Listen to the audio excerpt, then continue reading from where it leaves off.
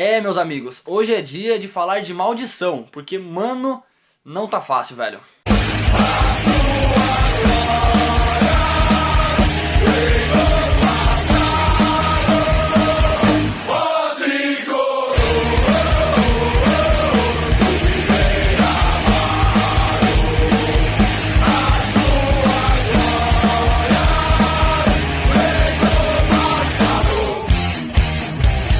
Fala galera que acompanha o Três Cores, começando mais um vídeo no canal, e hoje vamos falar sobre maldição. A maldição dos camisas 10 do São Paulo. Mano, é incrível como ninguém pode dar certo com a camisa 10 do São Paulo nos últimos anos. Principalmente nessa década aqui, velho. Parece que ninguém pode dar certo com a camisa 10, velho. Todo mundo que pega a camisa 10 sempre começa bem, mas termina com o mesmo final. A gente sempre sabe a história, tipo Power Rangers. A gente sabe como começa, a gente sabe como termina, mas a gente assiste do mesmo jeito.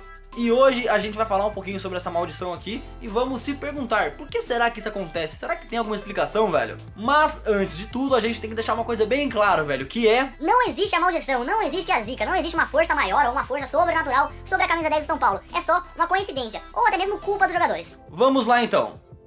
O tricolor na década passada vinha de 3 bons camisas 10. A gente teve Danilo em 2005 e 2006, Souza em 2007 e Hernanes em 2009 e 2010. 3 camisas 10 que foram monstro, defendendo o time de São Paulo. Só que aí começa a zica. Depois da saída do Hernanes, parece que ninguém pode dar certo com a camisa, velho. De lá pra cá, a gente teve novos 5 camisas 10. Jogadores que a gente esperava que fossem protagonistas do São Paulo durante as temporadas, né? Porque ser camisa 10 no futebol é uma responsa, do São Paulo então nem se fala. Em 2011 a gente teve o Rivaldo, e o Rivaldo, na minha opinião, é o único nessa lista aqui que merece um pouquinho de desconto. Primeiro porque ele já estava em fim de carreira, já estava bem mais velho, não poderia nem ser um pouquinho do que foi o Rivaldo no passado, e ele também não ganhava muitas oportunidades, principalmente com o idiota do Leão, mano, que não dava oportunidades pro Rivaldo, que chegou jogando bem. Ele estreou no Linense contra o Morumbi dando... Ele estreou no Morumbi contra o Linense, mano, fazendo golaço, dando chapéu, drible de letra, lançamento de letra. Mano, o Rivaldo chegou destruindo, mas foi perdendo espaço durante a temporada.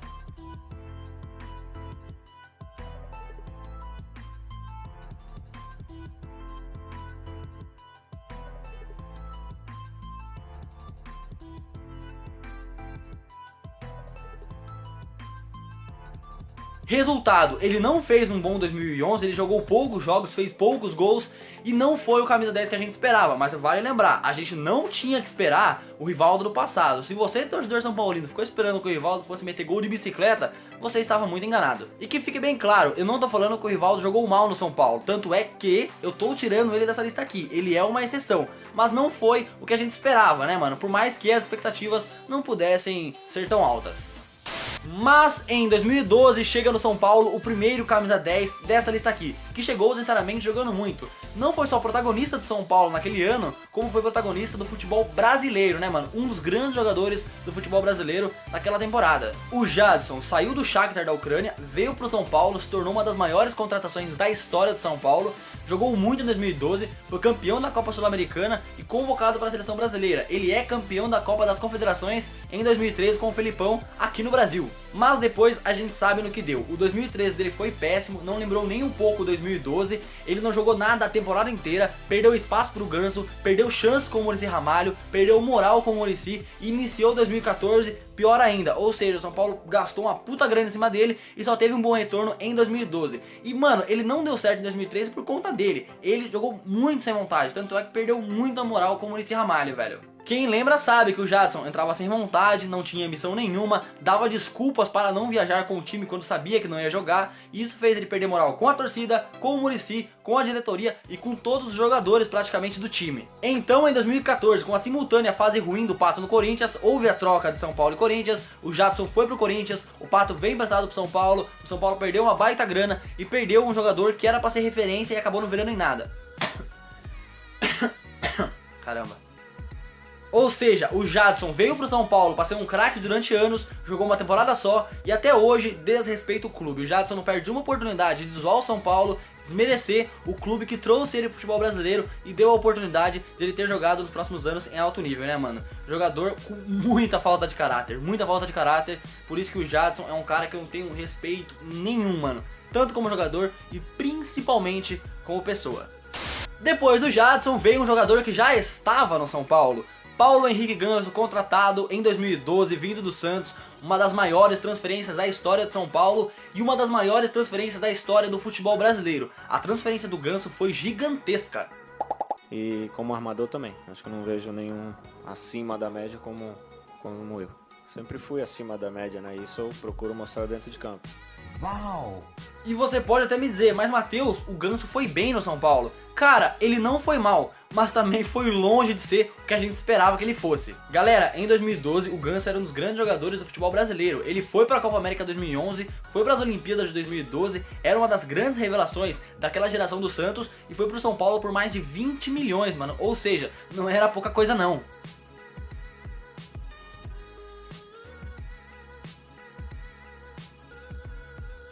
Ele fez um bom segundo semestre de 2013, fez um bom 2014 e um bom primeiro semestre de 2016. E quando eu falo bom, ainda teve muita oscilação ali. Quem acompanha o canal sabe que eu sou o suspeito para falar do Ganso, porque o Ganso é um dos meus maiores ídolos no futebol. É incrível a admiração e respeito que eu tenho pelo Paulo Henrique Ganso, mano. Eu sou muito fã do Ganso. Mas eu tenho que falar que o Ganso passou longe de ser o que a gente esperava. Em muitos momentos que a gente precisou do Ganso, ele deixou a desejar. Mais uma vez, ele não foi péssimo, ele não foi ruim no São Paulo, ele foi bem. Ponto. Ele deixou a desejar em alguns momentos e jogou em outros. Tinha um contrato muito longo, um salário muito bom, era uma transferência gigantesca e não foi o que a gente esperava, então ele não deu certo no São Paulo. O Ganso jogou bem, mas não deu certo no tricolor.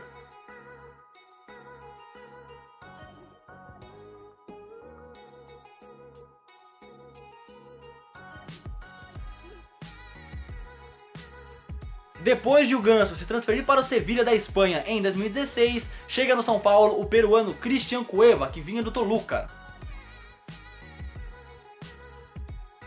E o Cueva chegou jogando muito no São Paulo, chegou metendo gol no Corinthians na Arena, fez um bom semestre em 2016, teve aquele clássico contra o Corinthians no Morumbi, onde a gente venceu por 4-0, que ele fez um gol e deu 3 assistências, ou seja, o segundo semestre de 2016, o início do Cueva no São Paulo foi perfeito, foi absurdo.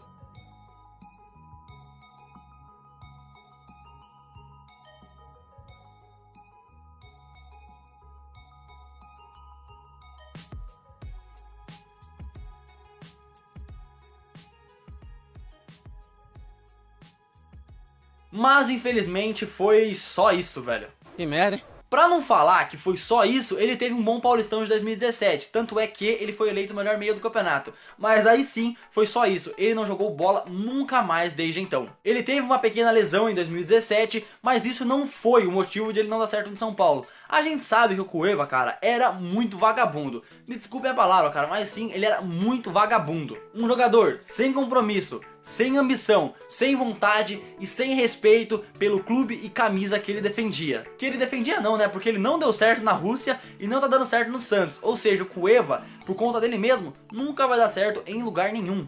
Em 2017, quando a gente brigava pra não cair, o Cueva tinha que aparecer, ele tinha uma responsabilidade, porque tinha um dos salários mais fortes da equipe, um dos salários mais altos, e ele era o camisa 10, era a referência, e praticamente toda a responsa ficou na costa do Hernanes e do Lucas Prato. Depois disso, ainda em 2018, ele fez uma baita cera pra ir pra Copa do Mundo, pra se guardar pra Copa do Mundo, praticamente não jogou no primeiro semestre, chegou na Copa, não fez nada, pipocou e depois foi embora do São Paulo, dando então mais um fracasso a outro camisa 10 do São Paulo. É você, Cueva. A bola se marca no gol. Autorizado, 0-0, 45, primeiro tempo. Cueva com paradinha, pé direito. Nossa! Vai, seu otário! Depois do Cueva, tivemos o atual camisa 10 de São Paulo, que é o Nenê, que em 2018 estava jogando muito, até onde, coincidentemente, trocou a camisa 7 pela camisa 10, e desde então, nada, nunca mais nem tocou na bola. Tava pra melhor, com certeza, que a gente ia mudar melhor, que já tava bom. Diz que ia mudar pra melhor, não tava muito bom, tava meio ruim também, tava ruim. Agora parece que piorou. O Nenê, assim como eu falei do Jadson, era um dos grandes jogadores do futebol brasileiro no primeiro semestre de 2018. A gente cogitava o Nenê na seleção brasileira, não só nós São Paulinos, como a mídia também pedia o Nenê na seleção.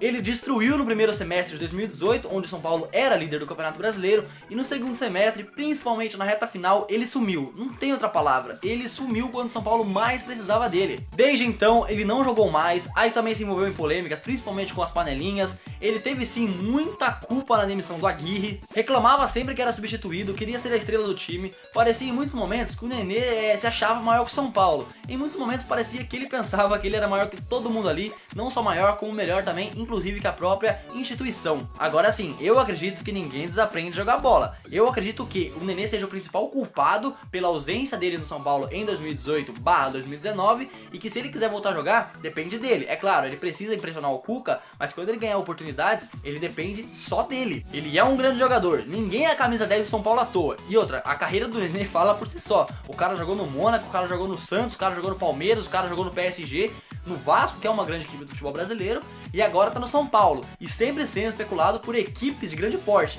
ou seja, não se trata de um jogador qualquer. Mas pois é, coincidentemente, ele troca a camisa 7 pela 10 e para de jogar, sendo mais um jogador com a maldição da camisa 10 do São Paulo Futebol Clube nessa década, na década de 2010 até agora.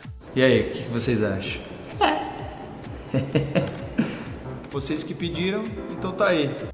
E você, velho, o que você acha aí dessa maldição, dessa zica sobre esses jogadores que eu citei aqui no vídeo? E você acha que o Nenê pode voltar a jogar muito em 2019? Você acha que ele pode voltar a ser um dos grandes caras do time? Comenta aí embaixo, demorou? Se você assistiu o vídeo até aqui, eu peço, deixa o seu like, se inscreva no canal se você não for inscrito. Tanto o like quanto a inscrição ajuda demais no nosso crescimento aqui, velho. Então fortaleça a gente aí, deixa o like e se inscreva também aqui no nosso canal. Se você quiser trocar uma ideia comigo, todas as redes sociais estão na descrição, redes sociais pessoais e do canal também. Então se você quiser seguir a gente lá, trocar uma ideia, tamo junto. Se você quiser comprar sua camisa de São Paulo Adidas 2019, mano, por um preço excelente, velho, compre na Foot Store. A Foot Store é a loja parceira do canal e, velho, está com preços sensacionais. Camisas do São Paulo e também camisas de times europeus, o link vai estar na descrição.